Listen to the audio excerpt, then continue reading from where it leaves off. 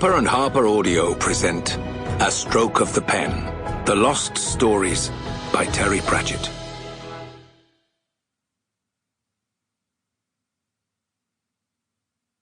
This volume is dedicated to Pat and Jan Harkin, who have spent countless hours in the British newspaper archive in Boston Spa, Yorkshire, establishing the dates when the episodes of The Quest for the Keys story were actually published.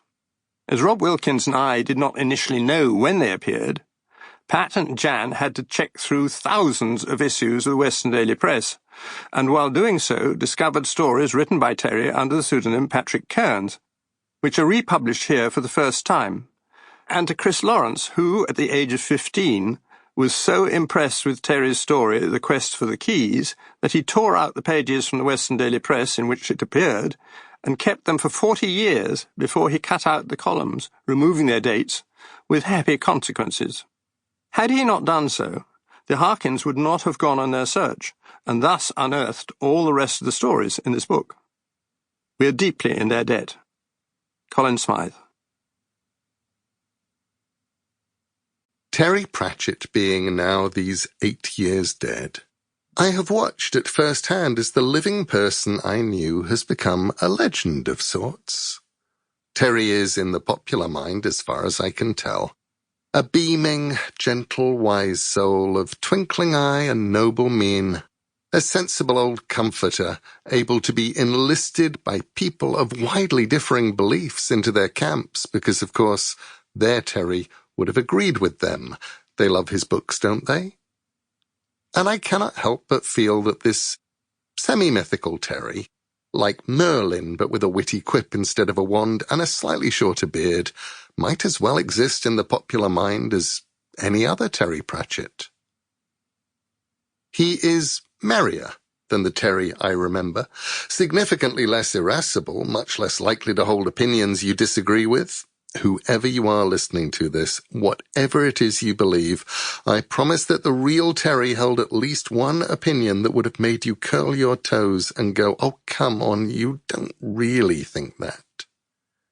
He's level-headed and always lovable.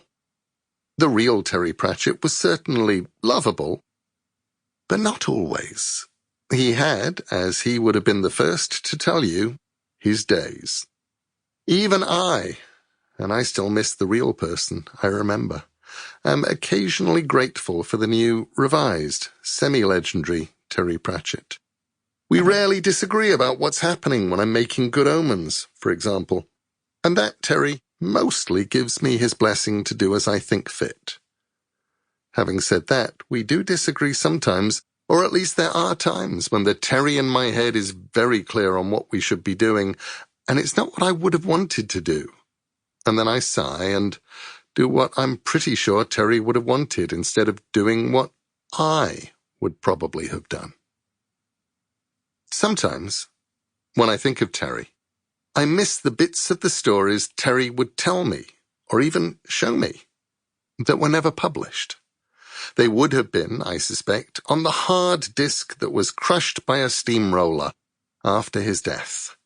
The fragment of the story about Rincewind's mother, for example, or the Dunnikin Diver section of the novel Moving Pictures. They existed once, but they're all gone now, crushed into fragments, bits and bytes reduced to bits and fragments of metal and silicon and glass.